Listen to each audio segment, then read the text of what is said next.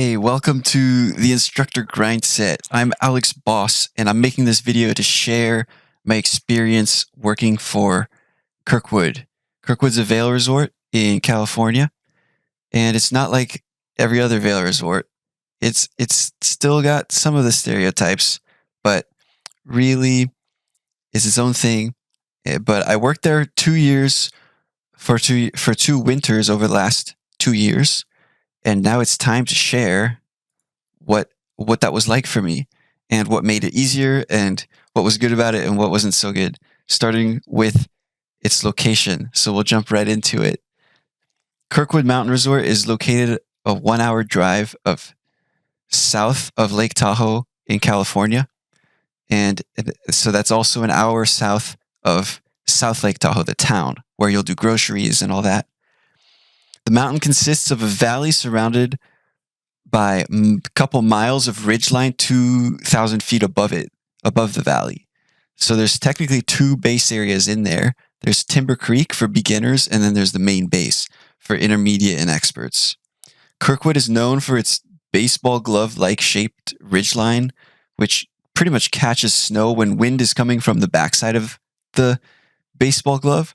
Then it dumps inside it. So you can kind of cup your hand and imagine that. So we get a ton of wind loading, but also California is a little bit known for its stability. And then Kirkwood blasts a lot of its steeper faces, and you end up with good POW that you can actually ski after a powder day.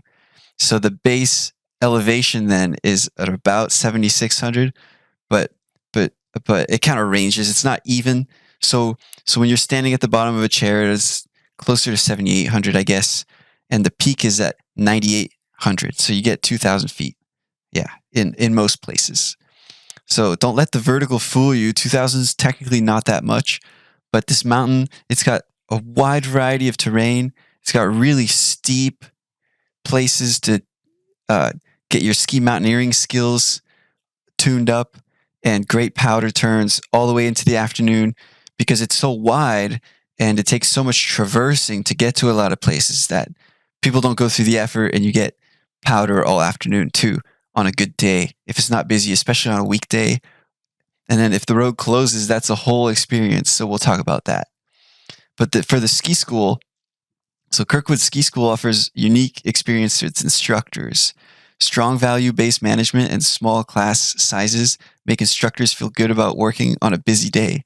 So on a busy day, you might only see you'll have a bunch of instructors working closely as a team, and you'll have small class sizes. Most employees live in Myers and South Lake Tahoe, less than an hour away, so closer to the lake and also closer to the community and the actual amenities.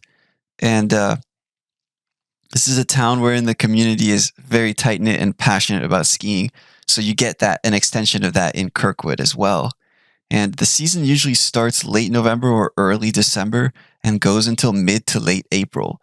So it's pretty standard, not super long, but definitely competitive with the Lake Tahoe area.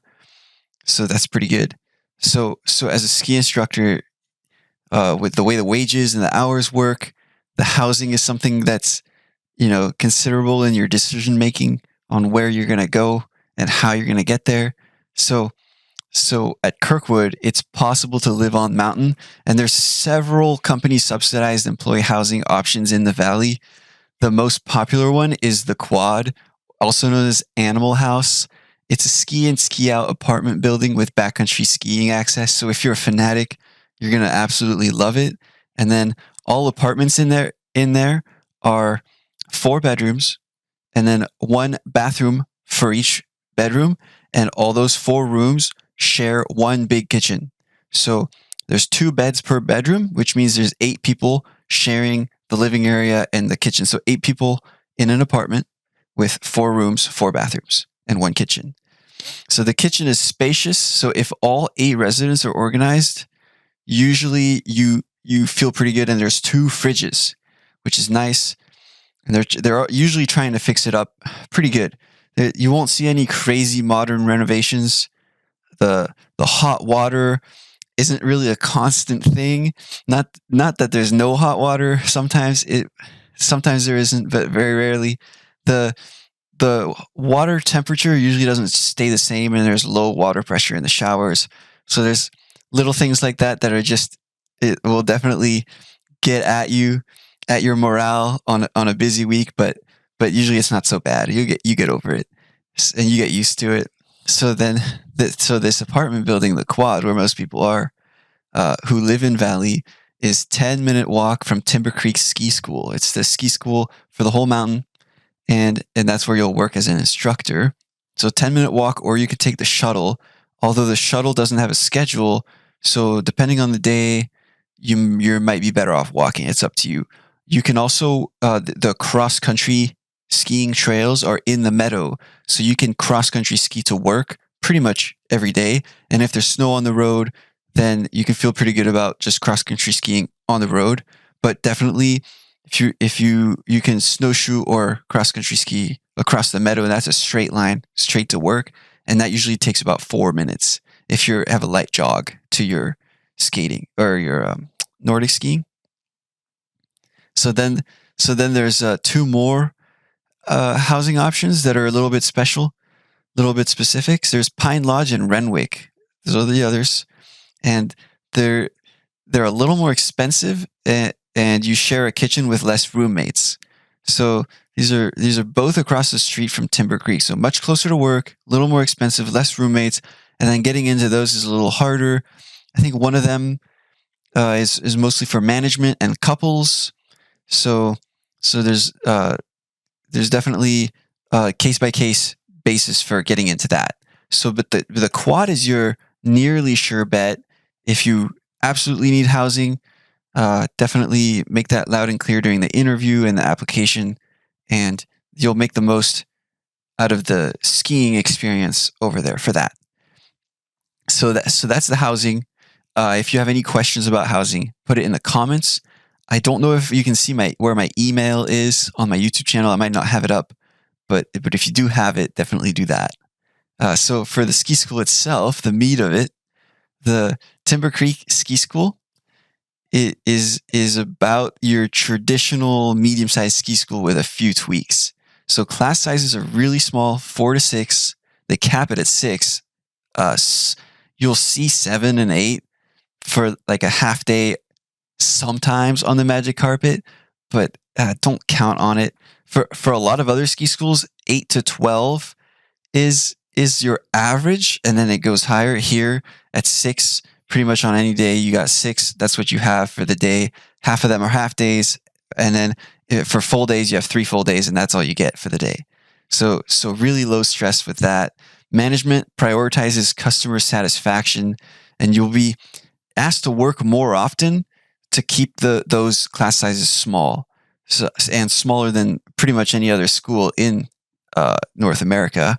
And so in any single lesson, yeah, you get 6, and then some of them are half days. So you might get 6 half days, but so what? That's not so bad. And then scheduling is pretty flexible, and yeah, the work's low stress because of that. If you want to work, you have work for you. It's not like other ski schools where you get sidelined basically, even though you want 40 hours because they have enough people. This is the real deal. You can get close to 40 hours a week, even just as a level 1 ski certified skier. Snowboarders, you get less, but that's you should know a little bit about that. Then if you have a level 2 certification and you're working in the kids department, you're teaching the highest level classes. There's just no, the years I was there were no Alpine level 3 certified kids instructors. And it's a smaller ski school, so that kind of is the way it is. I would love working there as a level 3, honestly. But so that's just kind of the nature of the way the cards fell the years I was there, but I don't see why a level 3 wouldn't be able to enjoy a season over there as a kids instructor.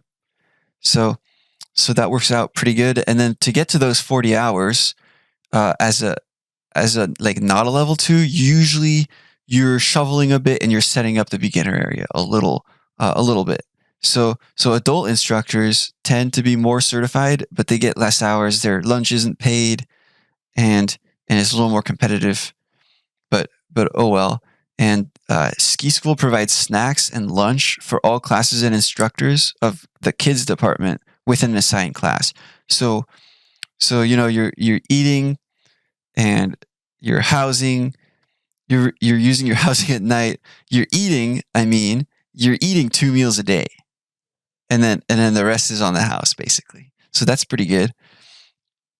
And then be prepared to work closely with other instructors to provide detailed information on how your students are skiing, because we make it friendly to reassign students to the group that's going to be most fun for them. We're pretty good about that.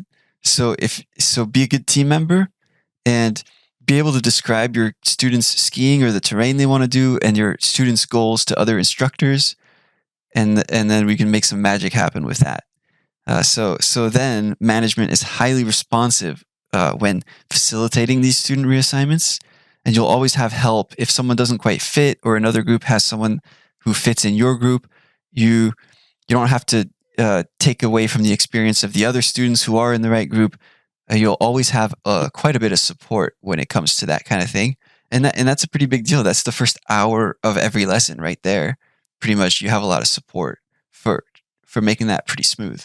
So that's good. And then, like I said, extra work opportunities also depend on the snow year. So you can get a lot more hours setting up the beginner area, and you don't have to, and it's never assigned. So if you want to make a couple extra, like it'll probably be like 15 to like 1,500 to about $2,000 extra if you're just doing for the whole season, if you're doing the beginner area. So you get a couple hours a day right off the bat if you're showing up a little earlier, setting up the beginner area, and you can do it every day, or you can do it none at all for the whole season. It's totally up to you. So you have extra work opportunities regardless of your certification level. And then even if you don't do that, then you'll get work quite a bit relative to the business level and the whole culture, just because. And people like to ski, and if you're in employee housing, your coworkers are too. The paying the bills isn't exactly the hardest thing to do. When we're making 20 to 26 an hour and the rent's 500, so you'll have plenty of coworkers backlining. You'll be able to take their work, and things work out pretty well. People make money for a resort this small. People make good money. So then you're probably maybe wondering about the career development. It is a smaller resort, and so one of the challenges with that is the training availability, and you should have questions about that in your interview. But just to give you my raw opinion about it, this is it right here. It's a hot take, but it's my take. It's my channel. So new hire training at Kirkwood is comprehensive. The quality itself is good. Of the content is good. You don't have to have certifications or a head start with any of that to get started here. This is the new hire training. Okay, you'll be asked to shadow 3 lessons. So basically, follow an instructor who has experience for 3 lessons and watch how they do things and ask questions. And then maybe 1 or 2 lessons you'll reverse shadow. So you'll teach the lesson, but you'll have someone behind you with experience. So if you have any questions or if you're about to do something unsafe, then you're nearly guaranteed to have a smooth lesson just for your first, to get things rolling, basically. And if you need additional shadows, this is something I've done, not at this resort, but I have.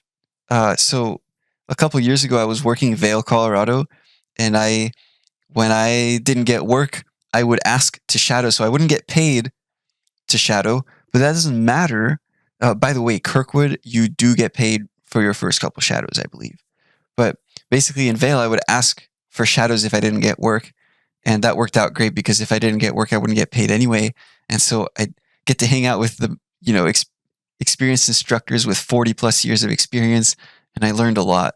So if you're having trouble getting the ball rolling, you're stuttering, you're having trouble getting to know people, and you just need a little more help, then ask for an extra shadow.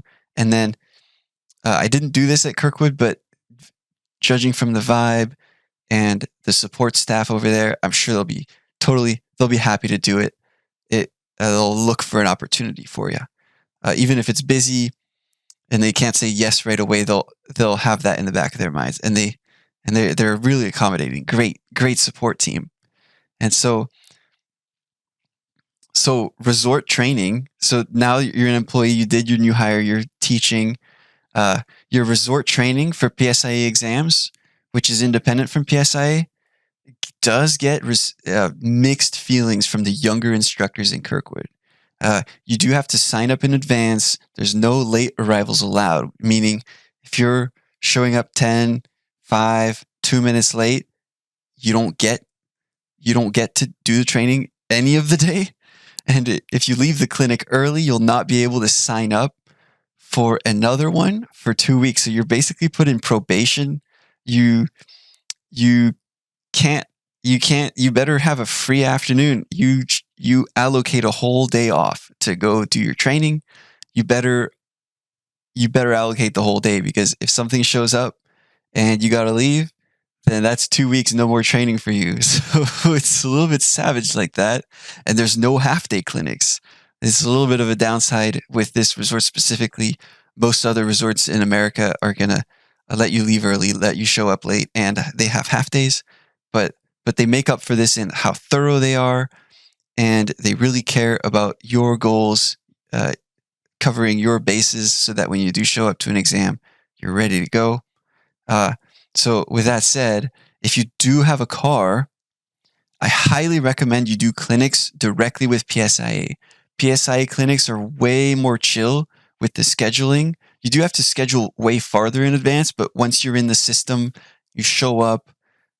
It's just easier to have a life and have that scheduled on the side. So you get to show up later and leave early if you absolutely necessary without fear of probation. Your clinicians are also your examiners. So when it's time to get certified, you have up-to-date information on certification standards, and you usually get to meet someone who is or knows the person who's actually giving you the certification. So it's a little more personal that way, a little bit nicer in my opinion. That's something I like. Maybe the less you know, the better as far as that side of things goes. That's going to be up to you. I can't decide for you. So then also my opinion of this is it's a lot more fun to meet instructors from all the other mountains in the area. You get much more diverse class with which to train, and I just really like that aspect of it. So since I have a car, I get to do that. So that's kind of something that was nice for me last year. So then the only downside to this, yeah, like I said, is you do have to sign up like 3 weeks in advance, and also it's not free. It's usually about $120 a day. So check out the PSIA event calendar to get a better idea of how all that works. And then my critique of the PSIA resort training specifically is not directed towards new hire training, and also experience may vary from year to year, and you should absolutely try it. You don't knock it till you try it. You don't get to do that. I get to do that. So that's the training for you. Think about all that. And let's talk about something a little more fun for a second. Let's talk about terrain. So most of your time teaching will be spent in the Timber Creek ski area, and there's 2 magic carpets, 1 bunny hill chair, and 1 high-speed quad that gives you access to the easiest blues. These blues at a lot of other mountains, you would call them greens, and it's quite a short run compared to most other mountains, but that's what we have, and it's freaking awesome. It's amazing. It's amazing. It's great play, and it's got very little crowding. There's also a terrain park, although it is one of the worst in all of the West Coast, in my experience, and in pretty much everyone's experience. That's not even my opinion at this point. So there is that. I mean, it's a terrain park. get good. If it's not that good, you might still want to just get good. So that's all right too. At least we have one. And you'll spend most of your free skiing time on your days off on the front side, and sometime on there's also a back side. So the front side is what Kirkwood's known for, the Cornice Express Chair 6. And this is its most popular chair, and it gives you access to most of the ridge line. And Chair 10 is the longest chair at Kirkwood, and it gives you access to some of the most difficult terrain in the country. And I say some of the most difficult, but really part of me wants to say the most difficult. They have 150-foot cliffs you can just jump off of. They don't close them. They don't ever really close them or open them. It's just up to you to not die. So yeah, so there's a bit of that. Look at the map, look at the pictures, and you tell me if it's the most difficult runs on the mountain. People, a lot of things they don't consider a run, but like if someone's done it and it has a name, it's a run. So, that 150-foot cliff that Ian Kent and Ron Shavak jumped off, Hospital Air, that's a run. Come on, man. Count it. Anyway, so there's a lot to explore. There's those, and then there's so much to do. I mean, whether you want to make jump turns on 55-degree sustained slopes, do some no-fall skiing, or you want to jump off that 150-foot cliff into yards of powder left by the wind, then that's awesome. And then there's also some chill powder laps, steep and deep. It's really good. So Chair 10 also gives you access to Eagle Bowl, which is, I think it's east facing, and it's under the Cirque. It's a beautiful slope. Yeah, it's under the Cirque. It's great free ride terrain. And then if free ride's your thing, you'll spend most time on 6 and 10. Chair 6 and 10. Maybe some on chair on the backside, but maybe, actually maybe a little bit, because you got Thunder Saddle. I'll try to if I haven't already, put some kind of trail map up on the screen. I'll put it up several points in the video. Anyway, you don't need a good snow year to enjoy Kirkwood. On an icy day, less traffic lines will have textured ice. So it doesn't actually straight up rain at the top of the mountain. So you'll have textured ice. And this is perfect for no-fall skiing, because then when you fall, you actually do need to self-arrest, or you will have big problems. So it's just fun. It's adrenaline junkie stuff. I really like it. And it touch up on your no-fall skiing. It's something you should do if you're a ski instructor. And you're a little bit ambitious about your own personal skiing ability. And then on a good snow year, don't even get me started, or just even an average one, you'll probably get tired of skiing powder every day from 9 to 4. You might find yourself too tired on a low business day, and you'll end up taking lessons even though you get the chance to backline, just because you'll be so tired of it. When it does snow really good, we'll talk about the road later, but that there's some access issues that basically just give you the whole mountain to yourself. So yeah, during heavy storm cycles, the only road in or out of Kirkwood might close, so that keeps the tourists out and all the powder fiends in the valley for up to several days at a time. I think the most it's ever closed while I was there was 2 years ago, the big snow year, 22-23, and I think the road was closed for 4 days straight, and it never stopped snowing that whole time. So that's really good. If you're on mountain employee housing hosts enough employees from different departments to keep the mountain running if the road closes. So if you work in ski school, which is why you clicked in this video, then you have no guests in ski school, and then the lifts are running because the chairlift operators live in the same employee housing that you do. So you get to ski powder. There's no lines. There's no tracks. It's just you and the fiends and their sprinter vans, and it's a great time. So that's one of the major points to why you should maybe try considering Kirkwood is those POW days are insane. You don't really get that anywhere else. You really kind of don't. Not that I know of. I'm sure there's smaller, like medium-sized resorts in Canada where you get that actually, but that's what I can think of right now. So, so then there's a few things you can do to make your time there more enjoyable.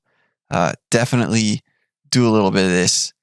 So, so I strongly recommend you get into the employee housing with requested roommates. Uh, Clean, organized, and sober roommates just out on any given year are few and far between. So, you're skiing in and out. You got backcountry access right out your staircase, and it's really only worthwhile if you can get enough sleep to be in a condition to go out and enjoy it the next day. So the tweakers, that's a tough one. So request your roommates, and that'll help, but not fully, because the people under you and above you might be tweakers that play music all night and do psychedelics all night, and then they sleep all day while you're at work, and they wake up when you get home from work. And so there's some pretty vicious. There's some savages in there, some tweakers. So request your roommates to limit that, at least for your floor, and you might still be bothered by them, but at least you won't be living in a room with one. So request your roommates, and I can't help you find a good roommate, but if you know someone or move with someone, definitely do that. So then you don't really need a car unless you're neck deep in school and PSIA exams and training at other mountains and all that. You'll benefit from the shuttle to and from town, or roommates with whom you can carpool, so long as you help them dig out their car when the time comes. And that's like to get groceries and so you can do that. Get groceries, go to training, go to exams. If you have a car, great. You will have to dig it out. It's not a big deal. Then that works pretty good. If you don't worry. Whether you have a car or not, it is possible to go the whole winter and spring without leaving the valley. Last year, I got my groceries delivered in the mail I got this app on my phone called Imperfect Produce, and I downloaded it, set it up, and every week I would get all my produce, my meat. I like lamb, so I got a lot of lamb. I would get my pasta, literally anything you can think of, with a few exceptions, that goes straight into the mail, and I got it. If we had a big storm, that groceries box would get delayed. So that's don't get the 2% milk. Get the oat milk. The oat milk can survive a lot longer outside of the fridge. So if it's stuck in some warehouse, I don't know, in Reno or South Lake Tahoe or Sacramento, then at least it'll survive. So watch out for that. Definitely don't buy organic. Get the stuff with the preservatives for the veggies. Just a GMO. Nothing like crazy cancerous. Just something simple. Simple but not organic. That way, when you get it, you're you still have time to eat it, because it is a week's worth of groceries every week. Or I would usually do every 2 weeks, and then eat a little bit out and eat out at the bar and all of that. So you can download the app. It's a little more expensive than like Safeway, and you have to pay $10 for shipping. But really, it saves you the hour drive each way to town. Hour drive to town and then back. So whether that's worth it for you, it depends. But I like it because I'm a total hermit and I just want to sleep and ski. So that works great for me. And Kirkwood hosts quite a few employee appreciation parties and events and a few other things like karaoke or trivia, depending on the year. So you should take advantage of that free food and the friends to definitely take advantage of those gatherings for the social aspect, because it's easy to feel isolated in this small valley with all this snow. So hopefully this helps. Hopefully this helps you understand what you're getting into if you're considering applying for Kirkwood Ski School. Definitely think of some questions based on this video to ask in the interview, so that everything is as expected when you show up. But really, this one, out of the different resorts I've lived in and worked at, which I'll make videos on just like this one as well, based on all those, like relative, this was probably one of the hardest ones to leave, because the community's as tight-knit as can be. The skiing's great. and it's really it's a unique experience, and it's crowd, not a lot of crowds at all. So pretty special experience. So hopefully this helps. Like and subscribe, and leave a comment. Any questions you have, comment. I answer. I always answer, like day of. I'm always checking, and I love to answer your questions. So that was a lot of fun. So till next time, guys. Peace.